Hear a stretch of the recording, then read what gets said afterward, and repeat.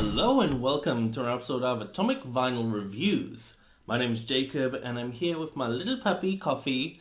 As you can see, since the last time you may have seen her, she has grown quite a bit, which is really nice. She's getting quite big, even though she's still tiny. But anyway, today we've got a very exciting unboxing video, so I'm gonna get right to that and I'm just gonna let Coffee wander off for now. So here it is. We've got this nice big styrofoam box. I'm not 100% sure what's in here, but I'm like 99% sure, and it's quite surprising because if it is what I think it is, then this arrived really quickly in like a week, which is really strange because it's something from China, and stuff from China tends to take quite a long time. So let's just dive into it. Let's open it up, see what we got in here. So I kind of like these styrofoam boxes because they tend to stay in good condition, and it's kind of fun opening them too because they always have these lids on the top. Anyway, peeling that off. For you guys it just looks like a white void, but if the camera adjusts, you can see got some bubble wrap type thingies in here, and is this what I think it is? Let's have a look. Got something in bubble wrap here, and it looks like it is what I think it is. Very good. So, we always have bootlegs and third-party figures, don't we, guys? I mean, not always, obviously, but still. It's become like a recurring thing on my channel, which I never really intended, but for some reason, this has kind of become like the go-to bootleg figure review channel. And today, we have a bootleg of the MonsterArts MechaGodzilla 2021 figure from Godzilla vs. Kong, which is very exciting because here's the original right here. This damn thing ain't cheap. So, peel it open, we'll see what's like in person, how the quality is, because that's really important. Now, these can be pretty hit or miss in the past. I've been fairly happy with these bootlegs because just for the price, for the amount that they actually discount these things, I think they're generally pretty damn good for what they are. And especially if you want something to use as a figure to modify or to, mess around with, these are great. I would refrain from really messing around with an original MonsterArts unless you're very, very sure you know what you're doing, and even then, I just like to keep them stock just for collectability purposes. But something like this you can have a lot of fun with if you want to mess around with it, because it really doesn't hurt anyone to do whatever you want with these things. So first of all, got a nice little bit of tail. There we go. So far so good. Not looking too bad. It moves, that's promising. Alright, put that to the side. And we got the rest of the figure in here, so I'll just slide out. These do come in boxes originally. You can get these boxed, which apparently from what I've heard, the box that these come in is a little smaller than the official MonsterArts version. I chose not to get this with a box because I didn't feel like paying extra money for something which ultimately I have no need for and would just take up more space. So I got this thing without the box, so it's a little bit cheaper. Now, I'll just show you. It comes with some spare hands. That's pretty nice. This could actually be a decent option if, for example, you lose your original set of spare hands or something breaks on your original figure. Perhaps some of these bootlegs might be a good option to get as a cheap replacement. Rather than spending hundreds of dollars, you spend however much this one cost. I don't remember exactly how much this one cost. So I quickly just cut away to check the price, and it cost me about 50 Australian dollars. That's how much this one cost, which compared to this one, which easily goes for about, I think when I pre-ordered it, it came to about 200 with shipping, maybe something like that. But these go for like 300 or something around that these days. It's absolutely insane. So, yeah, much more affordable to get this thing. Also bear in mind, this is in Australian dollars, which for you guys in the US is like nothing. It's our currency is not doing too well, let's put it that way. So for you guys in the US, it'll be about a third cheaper, or quarter to a third, something like that. Anyway, let's get to the actual figure, because I haven't actually even really taken a look at it as of yet. So straight from the packaging, this is what we get. We get this kind of crumpled looking little MechaGodzilla, but on first impressions, I mean, it's a figure of the 2021 MechaGodzilla. I think the detailing isn't perfect in some areas. Like, I think there's some like little defects on some of these little bits. Something might be slightly warped here or there, but ultimately, just like on first glance, most of the detailing is there. Now that could just some of these weird imperfections, like I'm seeing some like weird stuff going on here. That could just be, I'm not even sure if that's the sculpt or if it's the paint that's causing that kind of weird look there. I'll have to take a closer look. But let's see. Legs do articulate.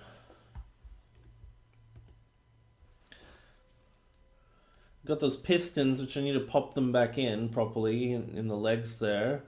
So that's something that needs to be slightly done on this leg here. One of these popped out. That shouldn't be too hard once we kind of put it in. There we go. That's no problem. That looks good. That's not bad. Okay. His foot here has a lot of warpage. That's not good. I think that can be repaired with heat. This figure, from what I understand, from what other people have said, and I'm just kind of feeling it out to kind of notice the same thing, is made entirely of plastic. The original figure, this part here I think is die-cast metal as well as the feet. This one's all plastic except for I think some screws, which I saw somewhere when I was unboxing this one. Here we go. Some screws in the back of the legs here, and there might be some elsewhere throughout the figure, but other than that, I think this thing is entirely plastic. Interesting.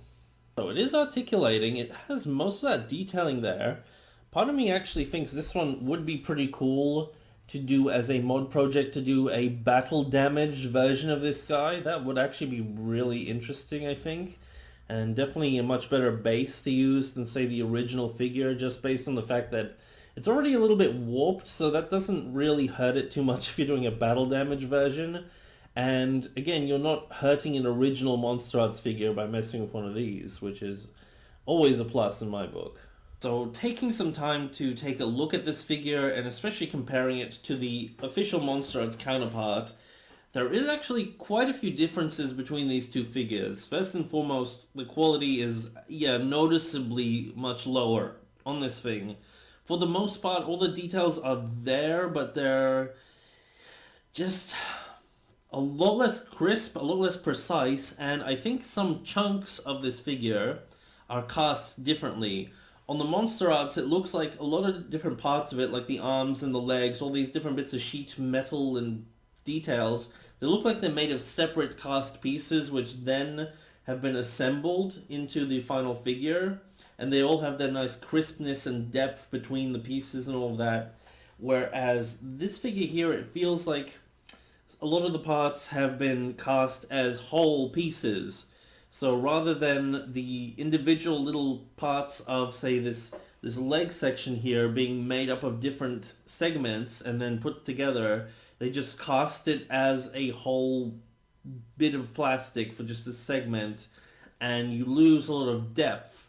The paintwork is also night and day between these two things. This one, it's a much less metallic, much lighter color, and some parts are just left bare gray, and there's a lot less depth to it as well. There's a lot more dark shading and some subtlety with the actual official MonsterArts one here, which is kind of funny because a lot of people complain that this figure is actually really plain and lacking in depth. But actually, when you compare these two, this one reminds me a lot paint-wise of the Playmates figure. So this is the basic bare bones original Playmates figure. There's the little one here, and it's not too dissimilar. This one obviously has a lot more silver. It's actually a lot nicer, but it kind of reminds me of that vibe. It's like if you were to give Playmates like the mold for the MonsterArts figure and get them to like make it. It's kind of how this figure feels. That said, on its own, not too bad. Not too bad. I kind of rank this one actually as being, say, definitely above the Playmates figure because that figure's kind of gross looking for what it is. Actually, I'd even rank it above the Bandai vinyl just because even though this is a great Bandai vinyl, this figure, of course, is still based off of MonsterArts, so that gives it a lot.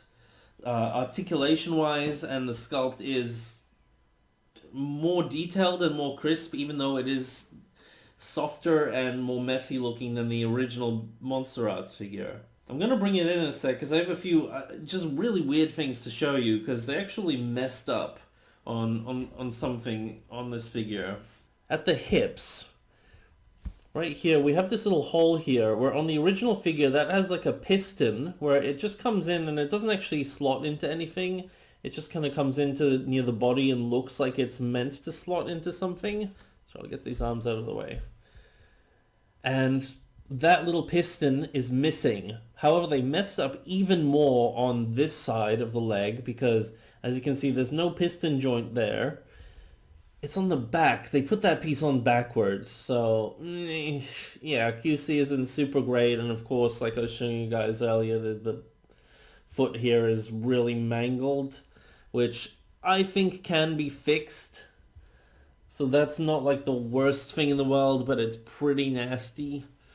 But I'll bring in the original to kind of compare. So odd that we're starting off with like the general crotch area with our comparison, but that's where the biggest difference is, I guess, where you can see this is the original. It's got the pistons coming in here and here, whereas this one, it does not have those. And obviously you can see this is just instantly much more crisp.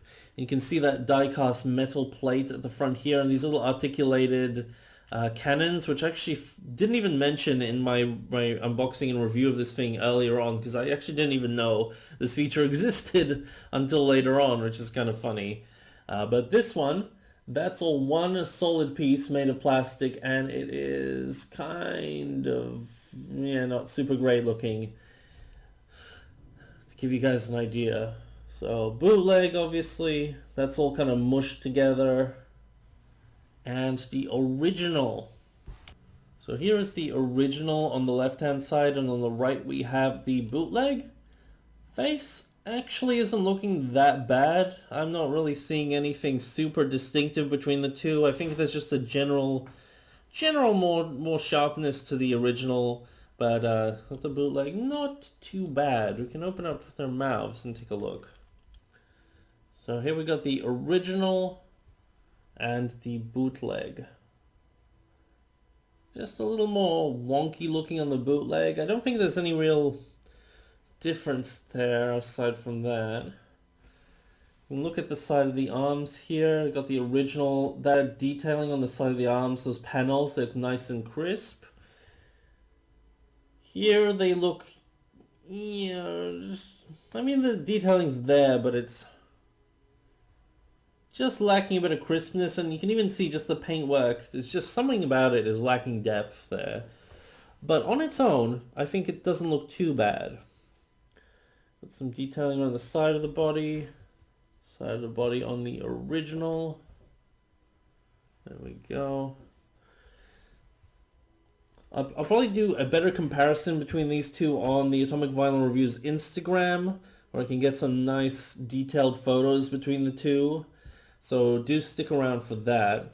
One thing also I noticed is the paintwork where it is on this original figure. You can see on these spines. These spines are really nice and really crisp looking with the little red details.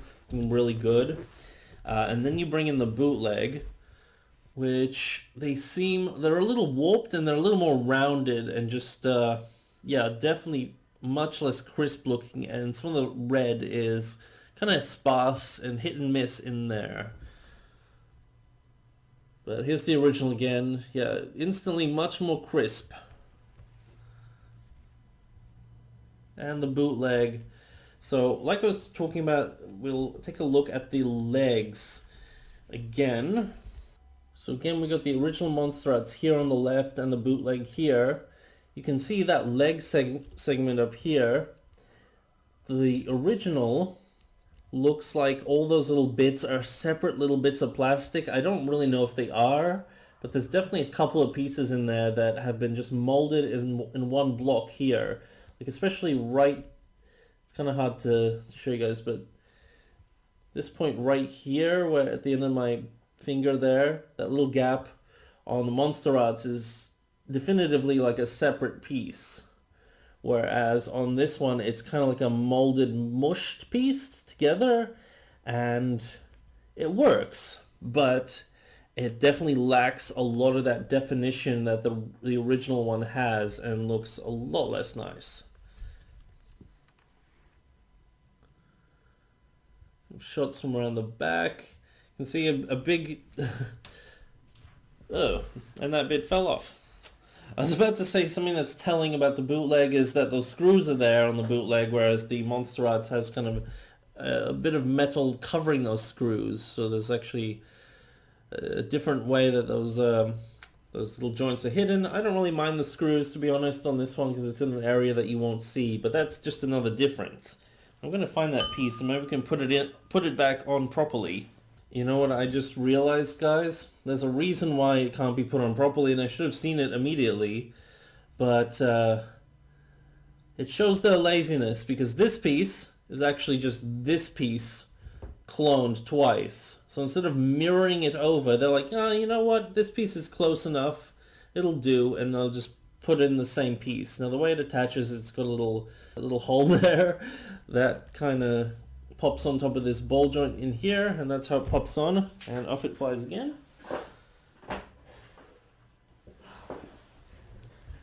Dear God, I am clumsy, but that just pops on like so.